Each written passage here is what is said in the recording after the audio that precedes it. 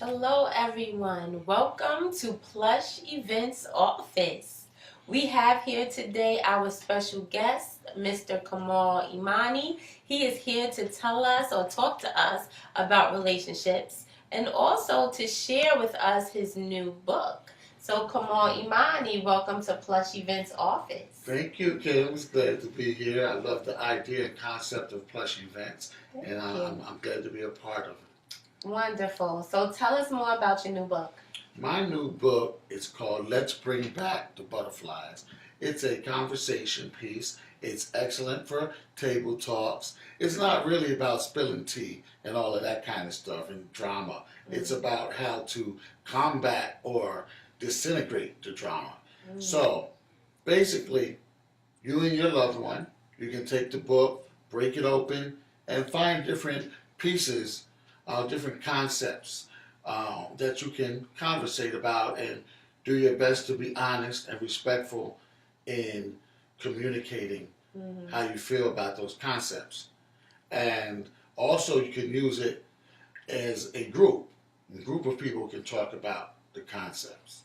Okay. And by doing this, it brings enlightenment, it brings awareness, it brings change because the key to relationships is communication. Right. And the key to successful relationships above and beyond communication is honest communication. And when we can be honest with each other, we can go a long way.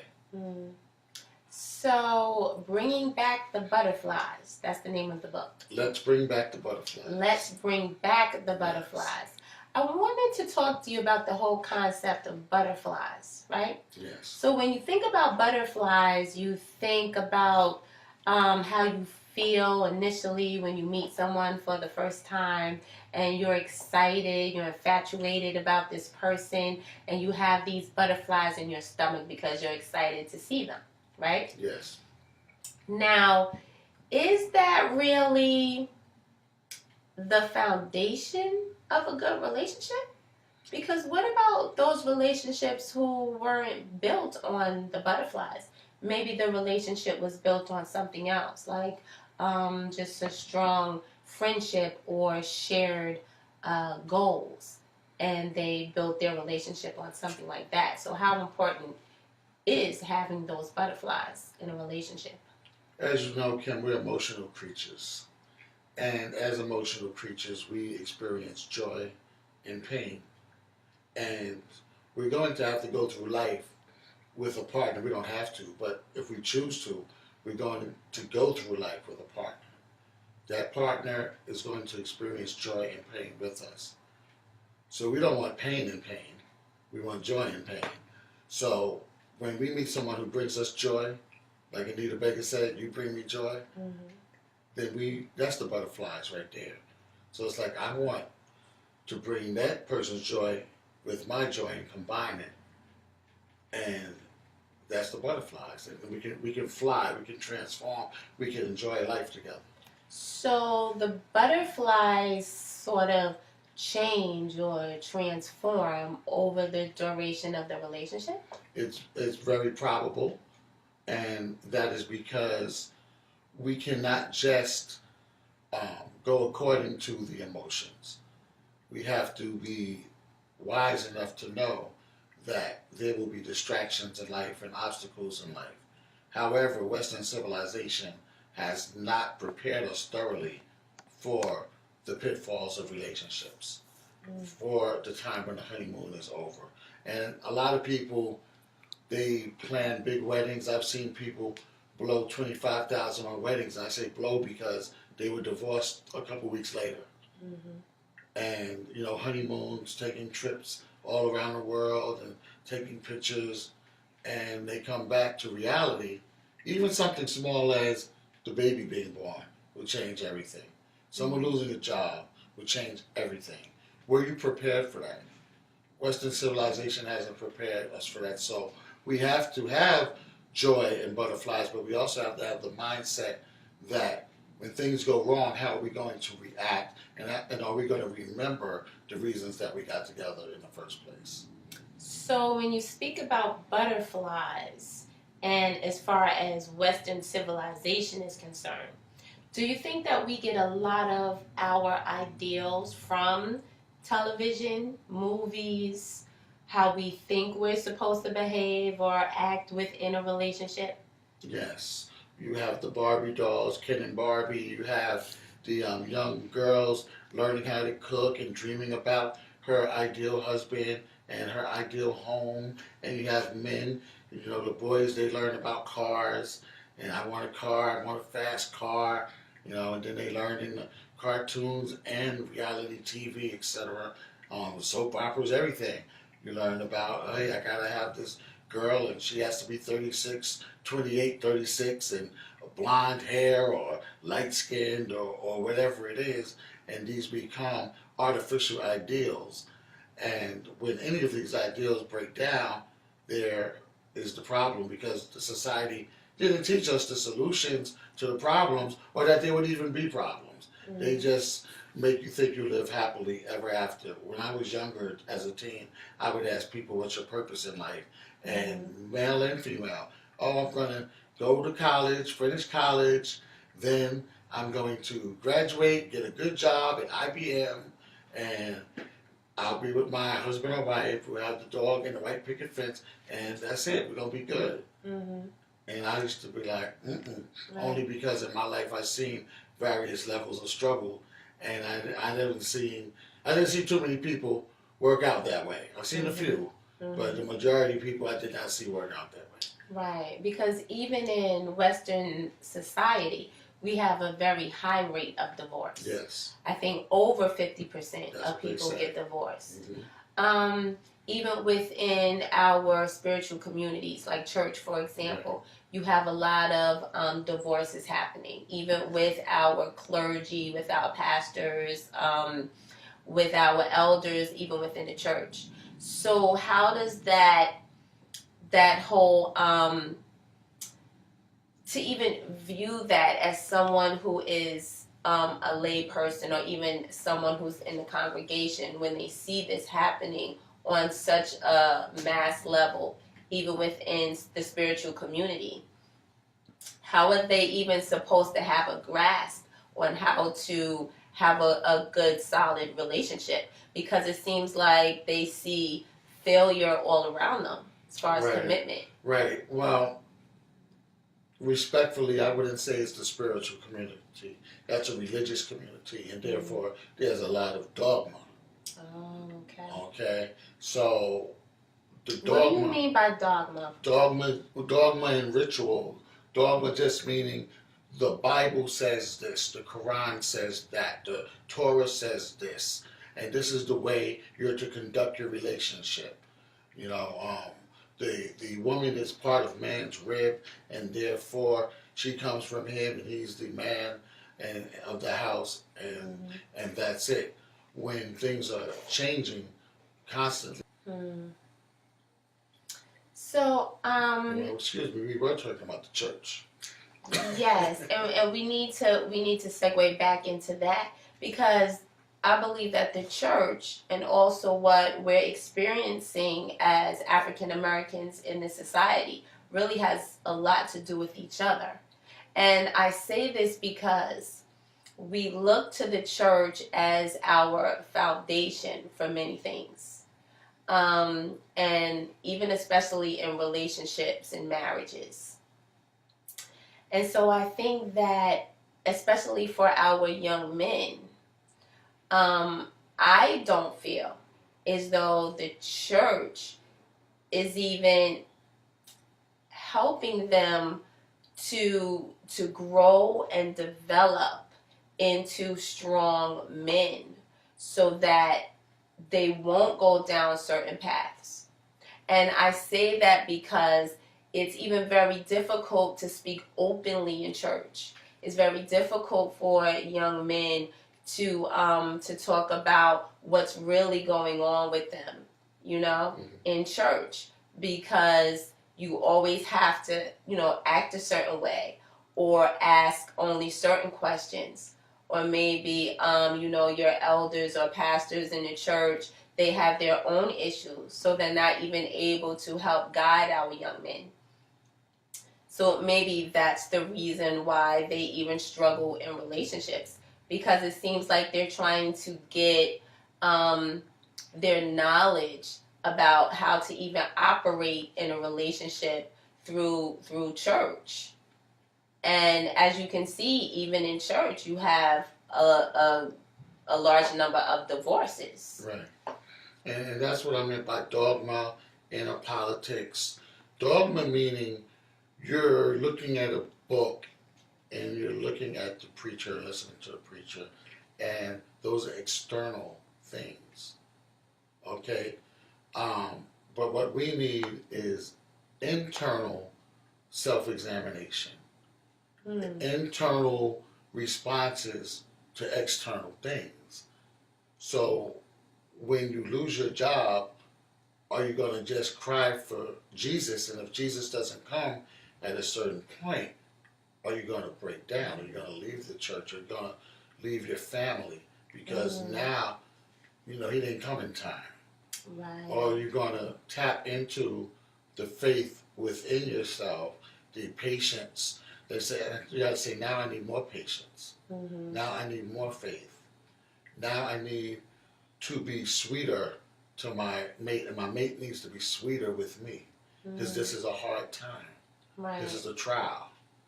Can you withstand the trials?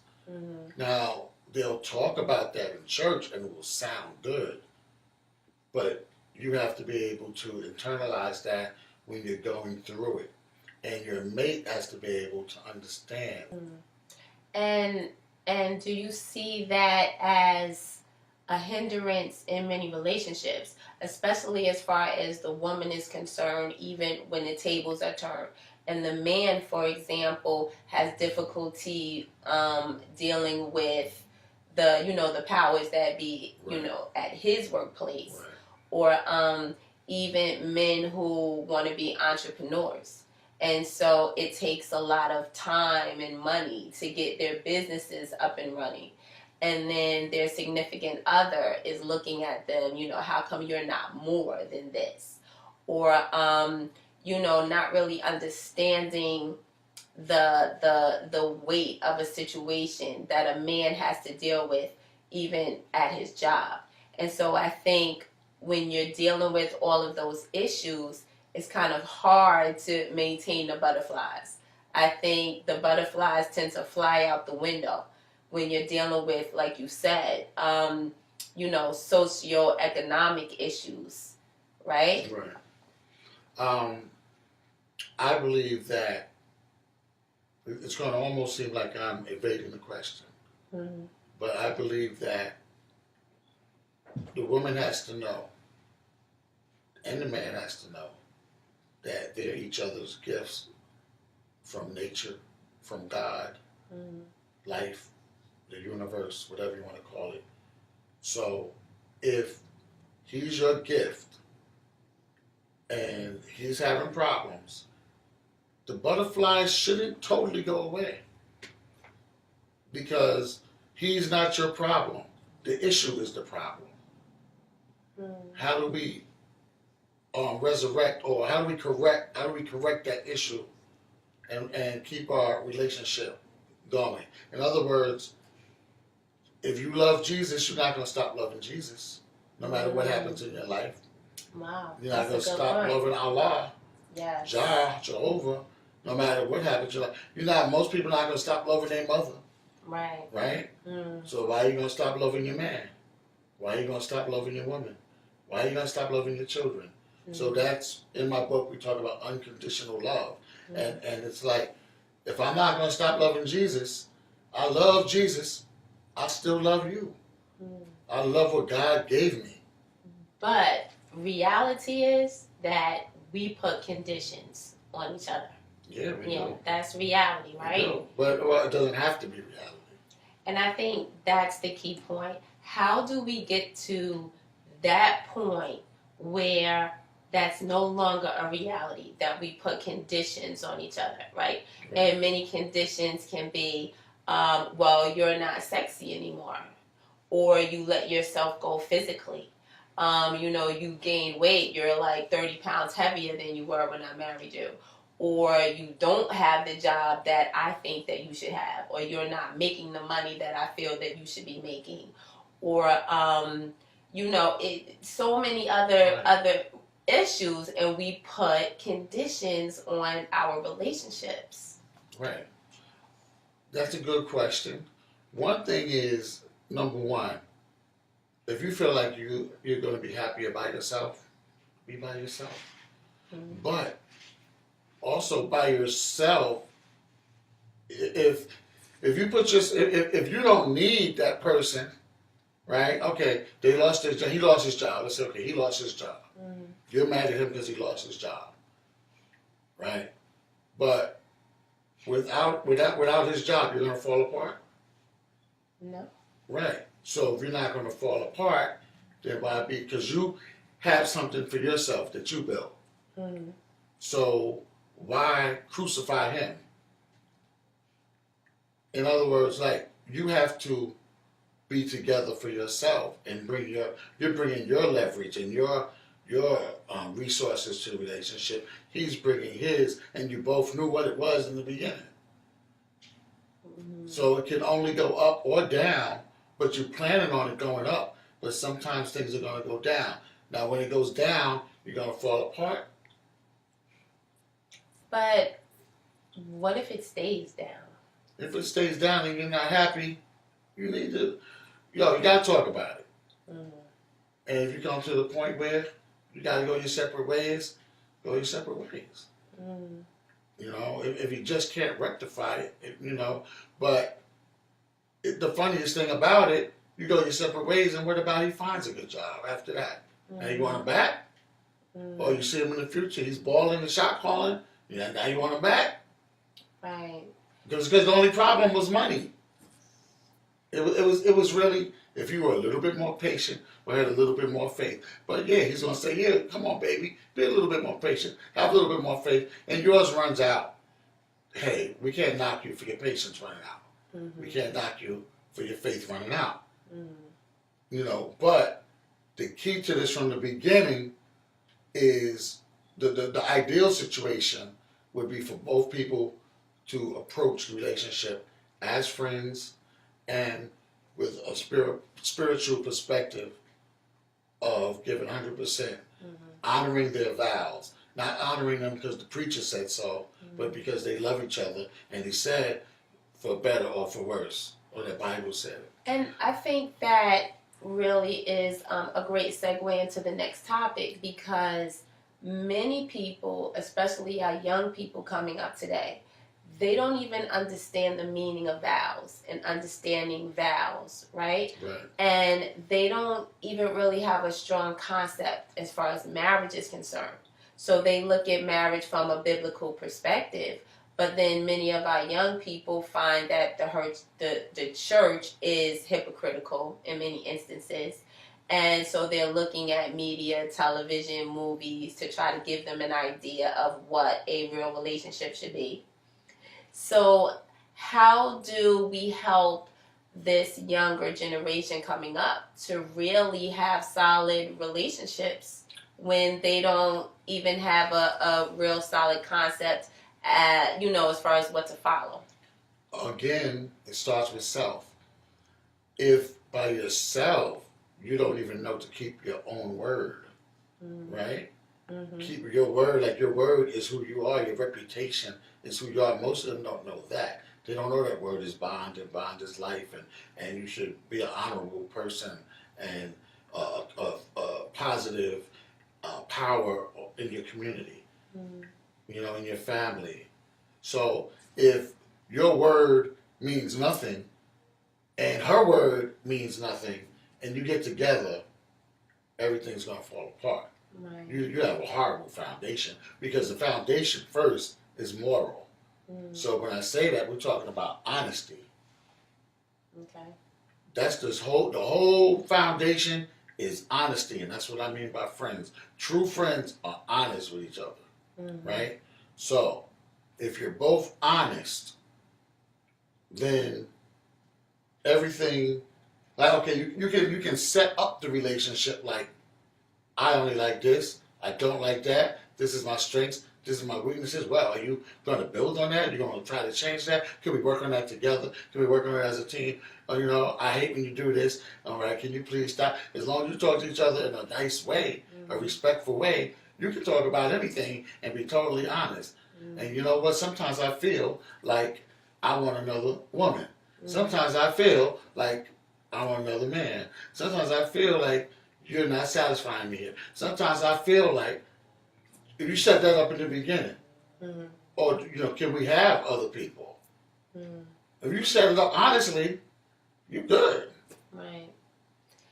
Now, do you think that has a lot to do, though, with the breakdown of the traditional marriage, even within Western culture? Yes. Because people are deceiving people. They're cheating. It's just deceiving.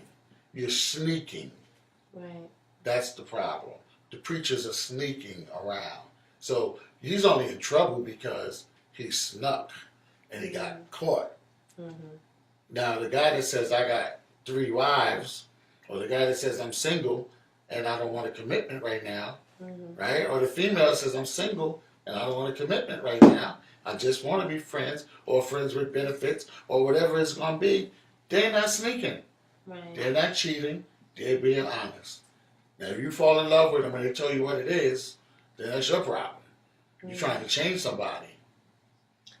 But in our culture, don't you think that we were raised to be monogamous with each other?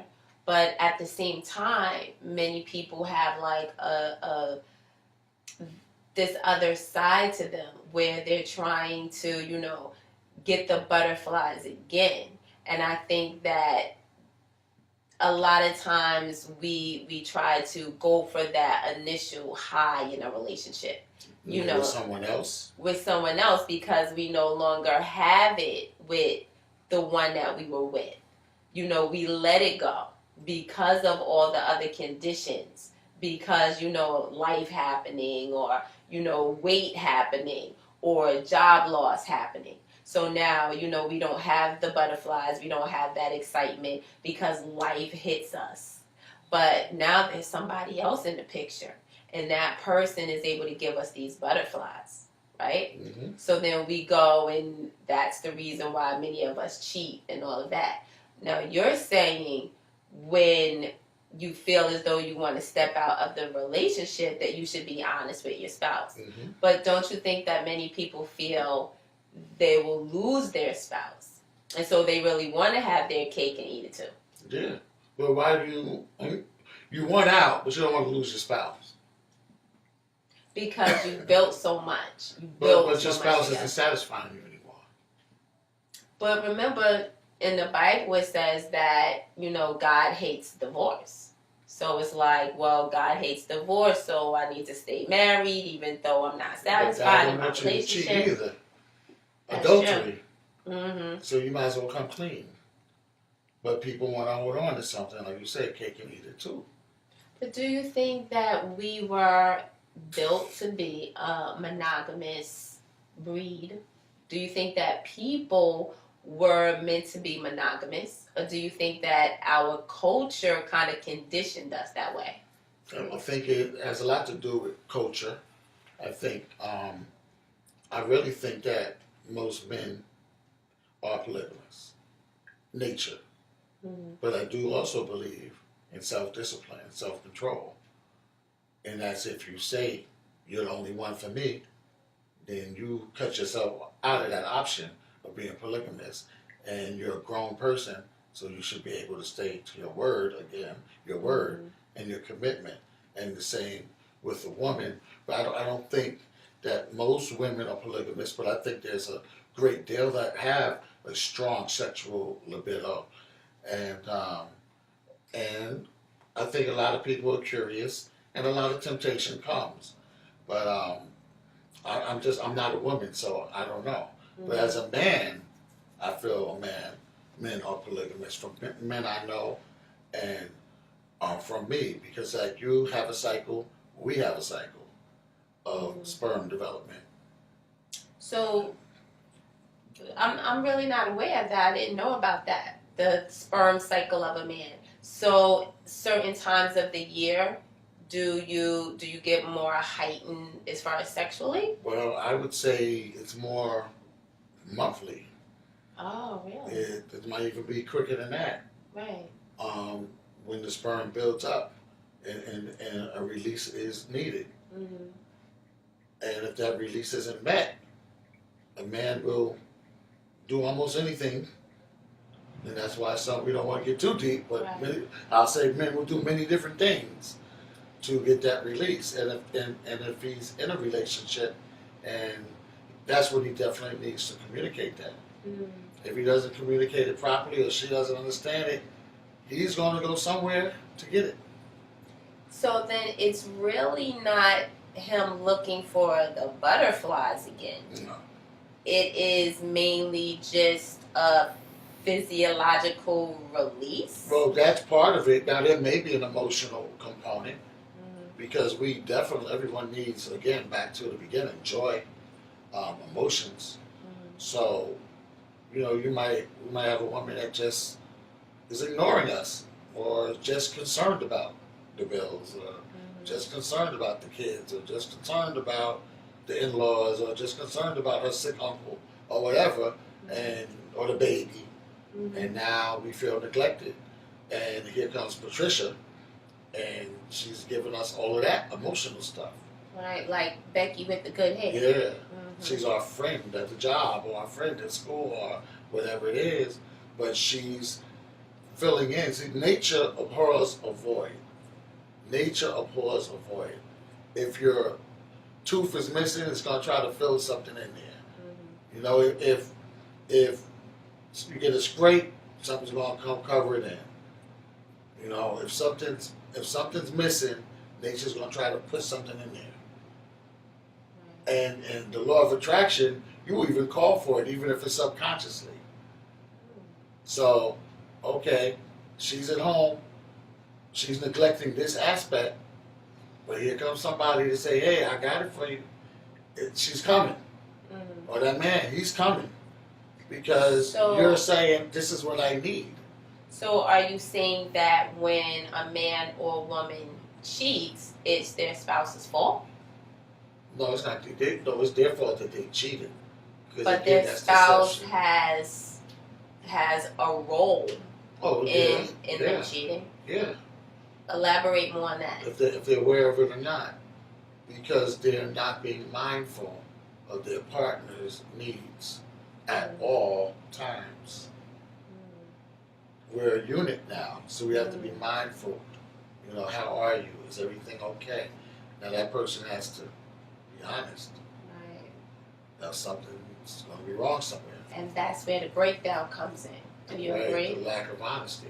And really on both parts. Mm-hmm. Because if one spouse doesn't say, are you okay? Is there something wrong? If even that initial conversation is not brought to the table, then the other spouse seems to just hold everything inside. Right. And so now there's this lack of communication. Right.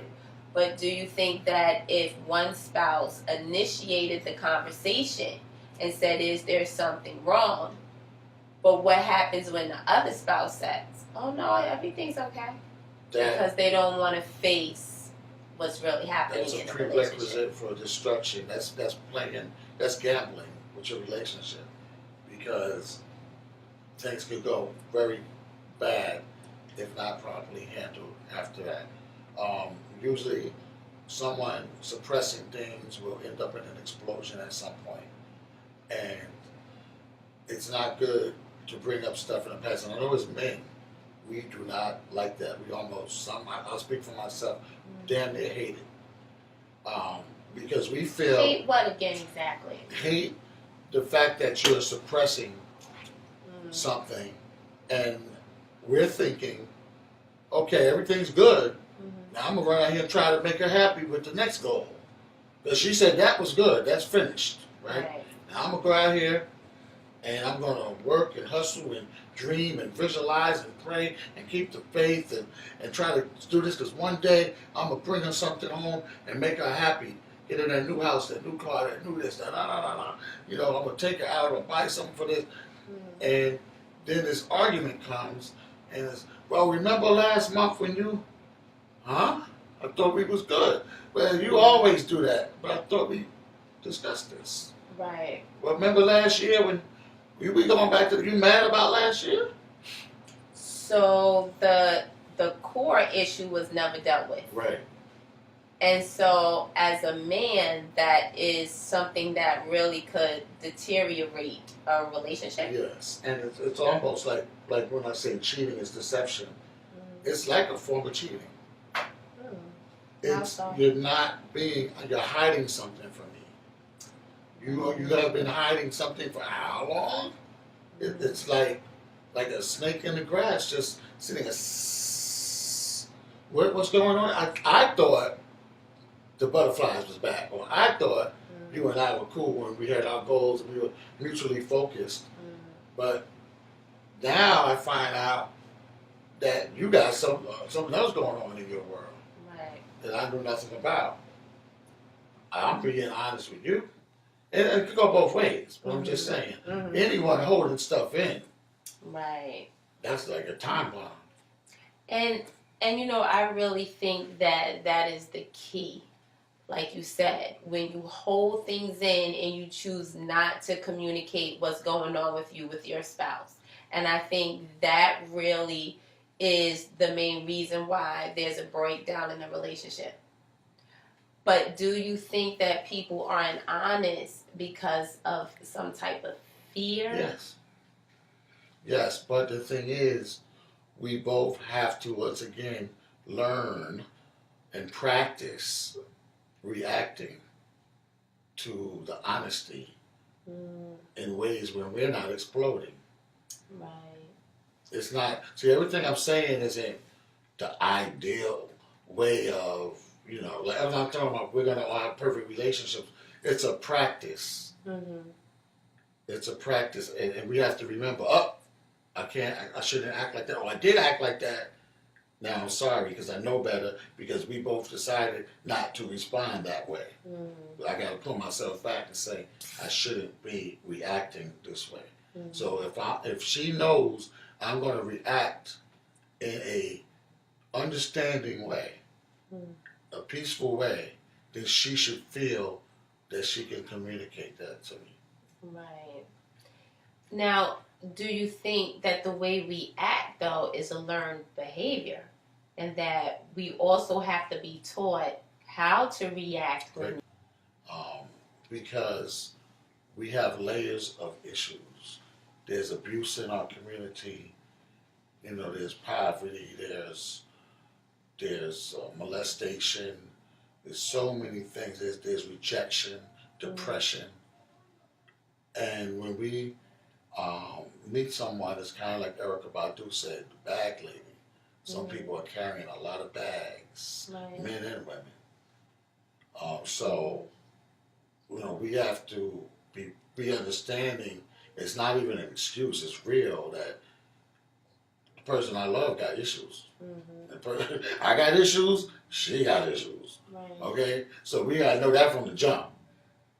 Now, we got to try to be careful not to let our issues affect each other.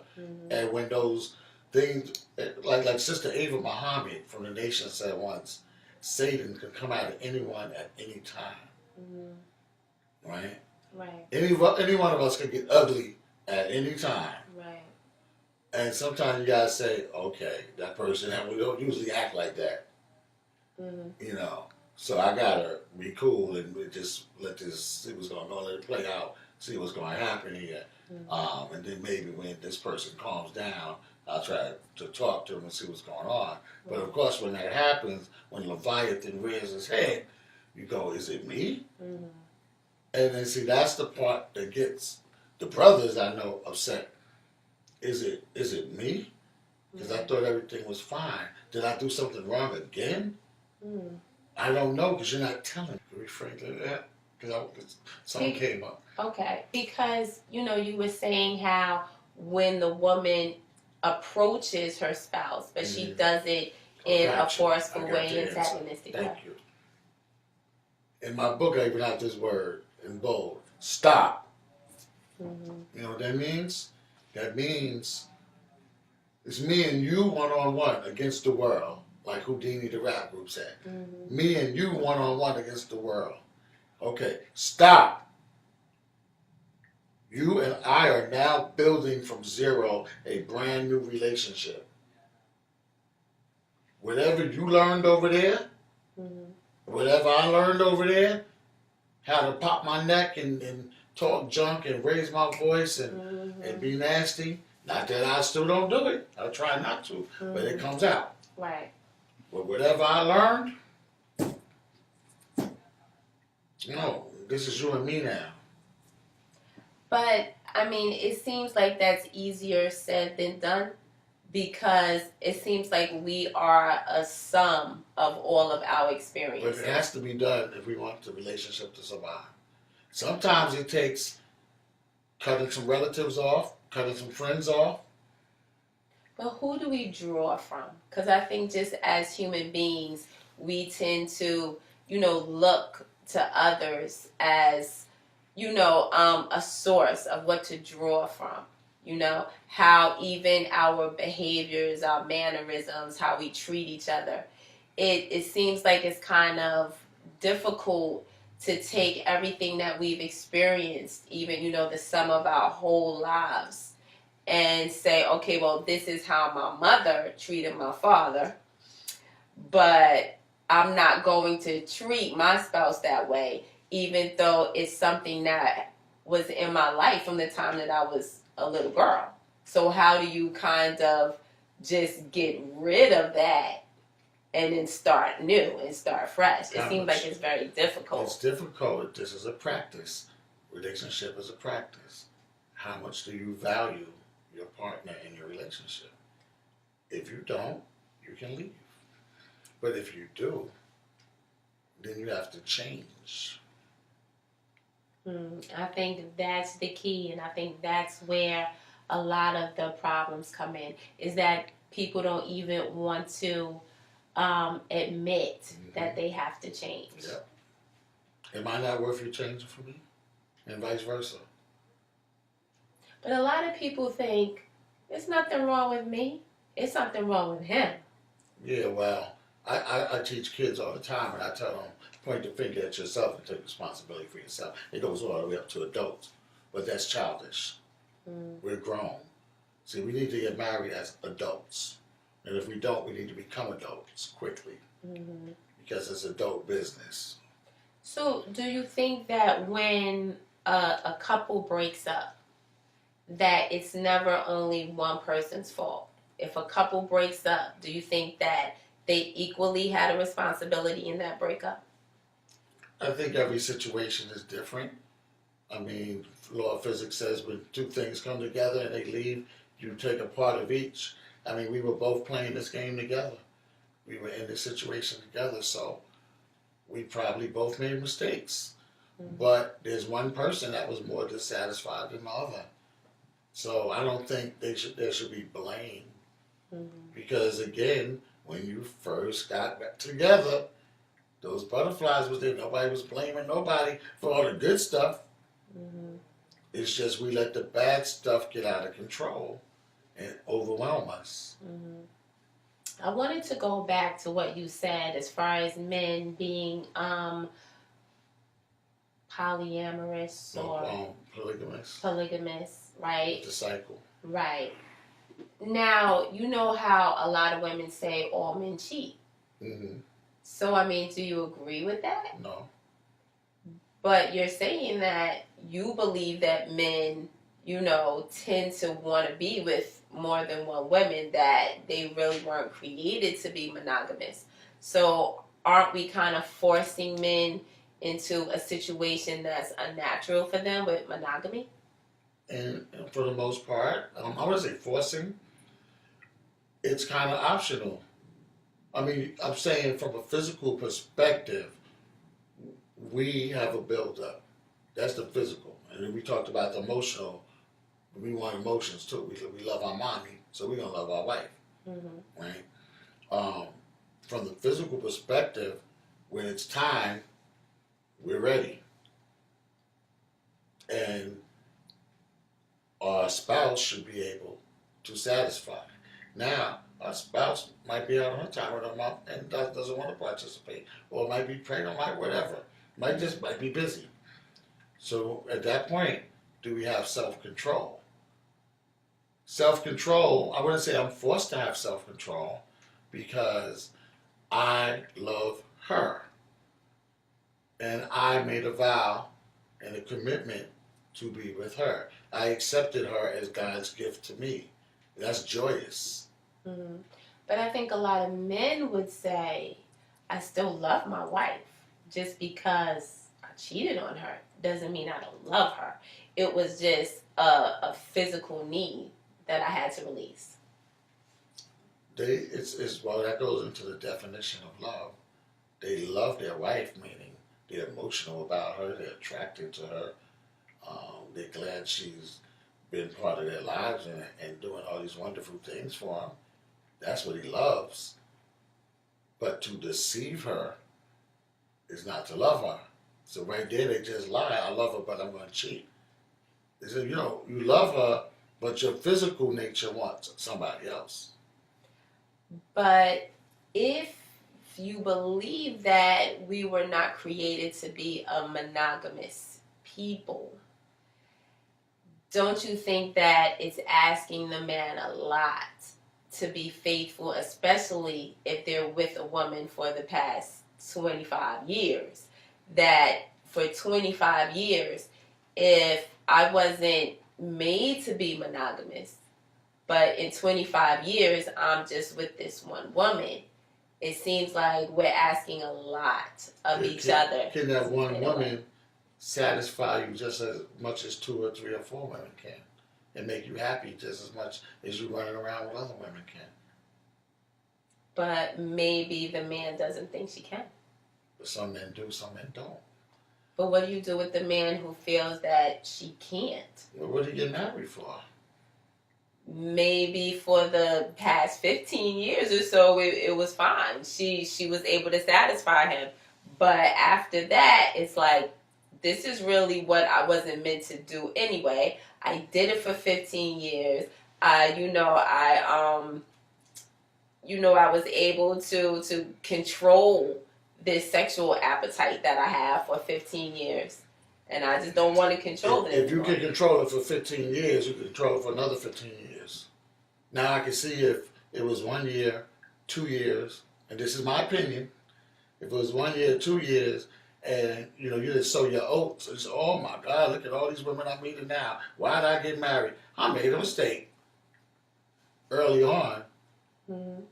But number one, you should have a goal that you're so focused on that you ain't worried about running around with other women. Number two, you both should have mutual goals that you're focused on. And I think the joy of life is in being a team and having a quest and going after that, supporting each other and things like that. Now, I know what you're saying because a lot of people do break up because the grass looks green on the other side and they want to try. Men have told me, I'm tired of the same old thing. Mm-hmm. I want a new thing. But I have learned from an elder that he said, that's his opinion, but I agree for the most part. Mm-hmm. All P is the same. Mm. It's really all the same.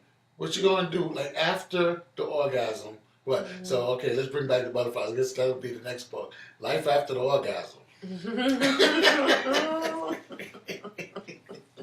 Okay, so you left Sharonda, you were with Shanika. Now you got an orgasm. Now what? Oh, she was good, but you got a family at home. But Sharon Shanika was good, but you got a family at home. Mm-hmm. You could have did that at home. What's the big difference? Well, whatever she's doing that she ain't doing, you need to talk to her about. And talk to her before you jump out. Because she does this more, or does this different, or does this position. Well, talk to her before you do it. So then that goes right back to honesty. Yeah. In a relationship, basically. Yes. Now, what if the man is so honest that he tells his wife, listen, I want to experience something different. I love you, but I need a open pass. Well, she's probably going to flip out and it's going to be the end of the relationship. because we're Western minded. And you should have did that early on. Again, so I think what my book is about and my philosophy is early on, straight up in the beginning. But what about those couples who have been married for so long and then the man decides to cheat? You're just greedy. Like, what about him? Like, what do you mean? Because you were saying be open and honest early on in the beginning. Yeah. And maybe in the beginning of the relationship he was good. Maybe even after the first 10 years in the relationship he was good. But he sees her, somebody else, she's attractive, she's giving him the attention that he desires, fulfilling his needs emotionally, she's eye candy or whatever. And he's like, I just needed something different. So what about him? What's the question? Do you give him a pass? Does who give him a pass? Does his wife? Should his wife say, I forgive you, I understand, and we're gonna stay together and we're gonna make it work?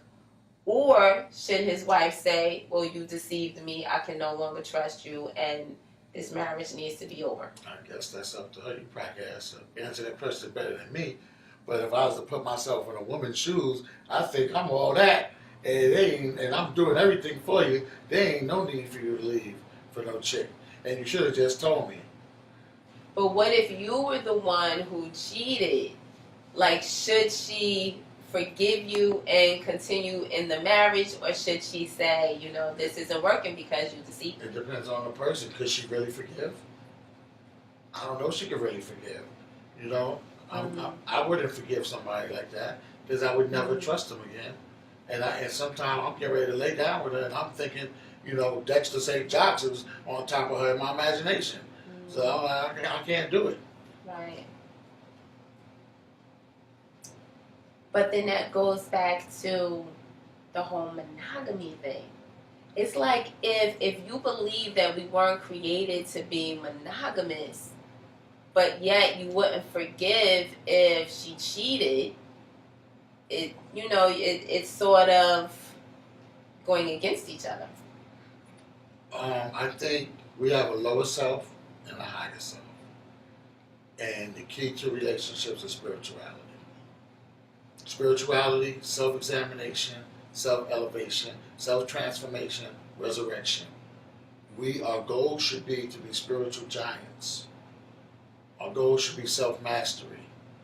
So we should be able to master ourselves to the point where that's not, cheating isn't something that should really happen. If those are your goals. But if your goal is just to get married and have a honeymoon, raise some kids, and retire, that's mundane goals, which are fine. But now you see Belinda, and you want to jump in her. Well, you just don't have any self-mastery. When I say monogamy and polygamy, these are concepts, and I just believe physically that's the case. But again, because there's 4 months go by, and I got big urges once every 4 months, and 4 different women come when I have those urges, do I need those 4 different women? Or if I still have that one woman when I have those urges, can I just be satisfied with her? So polygamy might not be the word, but what I'm trying to say when I say that is that we have a cycle, for sure. Now, there may be something that is primitive in us, whereas we were going out to war, we were going to different lands, different villages, we're far away from home, here comes a woman. So we did what we did, and maybe we didn't control our urges because we were away. So this is why I say we're polygamous. But can we control it if we desire to? Yes. But do you think that is fighting against our nature? Well, yeah, but I think everything is a fight. Because if we didn't fight against it, what are we going to do? Have 100 children or 100 women? So that's where, you know, prophets and sages and people, lawmakers came in and tried to show us you can't just do every damn thing you want. I mean, you know, if that's what everybody wants to do, everybody wants 100 babies from 100 women, and women want 100 babies from 100 men, or whatever the case may be, then that's what the world's going to be like. And maybe that's right. Maybe it's wrong. I don't know. But I just do know that the higher metaphysics and spiritual laws and customs and cultures, they practice self-control. And self-control is actually a beautiful thing when you master yourself.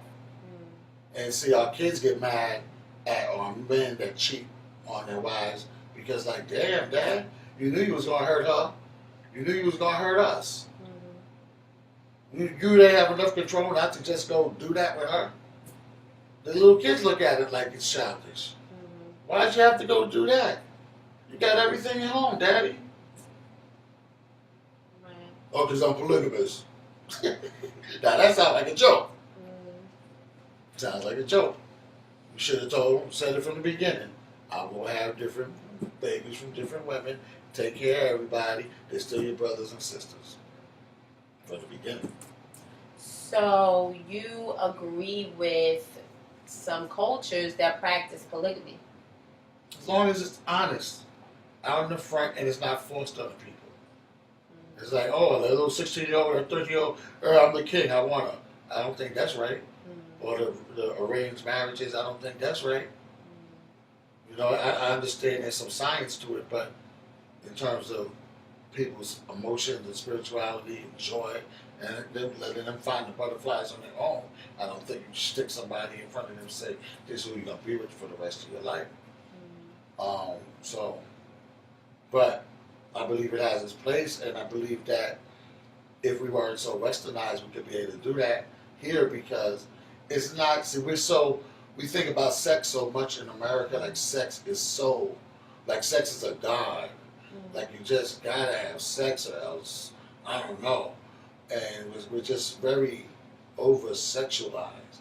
So if your sister loses her husband, she got 3 kids, she moves in your house, your husband can become her quote-unquote husband. He don't necessarily got to touch her. She don't got to touch him. But he's taking care of the kids, and he's taking care of her. Now, it's whatever you want it to be. That's how it was in African culture. But in African culture, wasn't there arranged marriages as well? And, well, certain tribes, yes. Well, Africa's, huge. So different situations in different tribes. I'm not an expert to speak on that like that. Okay. But, yeah, so what I'm saying is, like, here in America, it's like they're practicing polygamy and polygyny anyway. Everybody's cheating on everybody, almost, right? So you're doing it anyway. So, like I went to a funeral, the man had a couple baby mamas there at the funeral. He's dead. A couple baby mamas there with the children. But I'm just saying, why baby mamas instead of wives?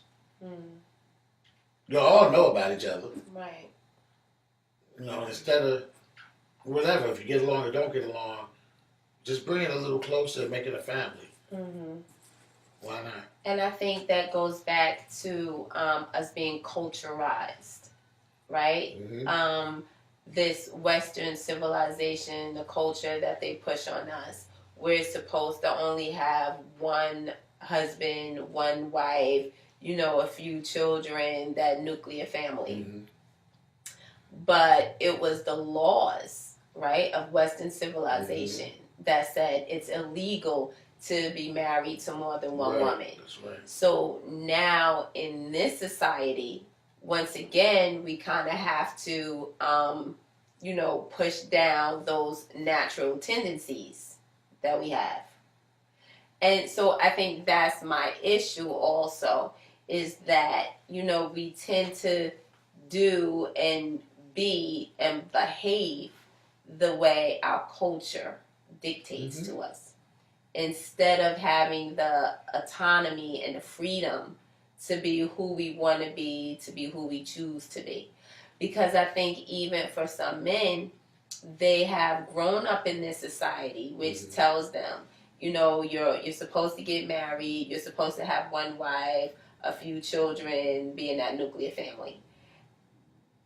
Where if they were in a different culture, right, in a different country, it would be totally different. Right.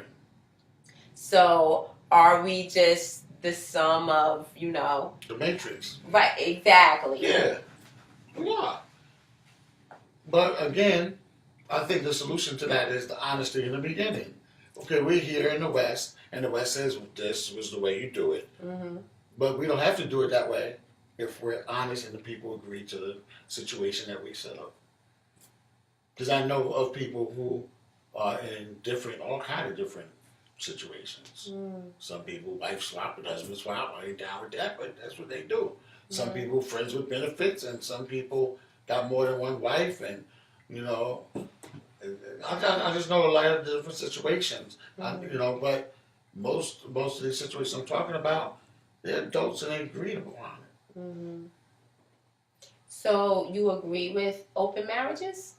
No, that's for them, yeah. Not for me. Right. No, I'm not down with that.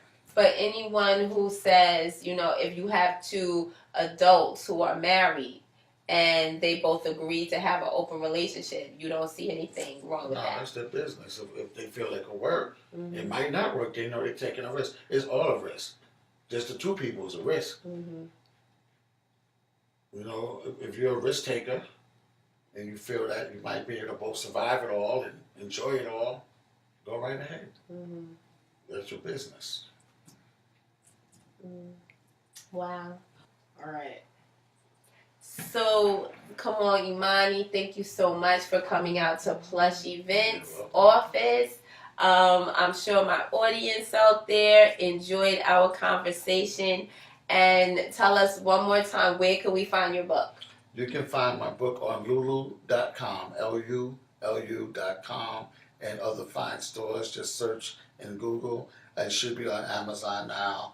And what's the name of it again? Let's Bring Back the Butterflies. Let's Bring Back the Butterflies. So everyone, make sure you go out and get that book. And I will see you at the next Plushh events, February 24th, 2018, at Chill, Montclair, New Jersey. Unapologetically beautiful.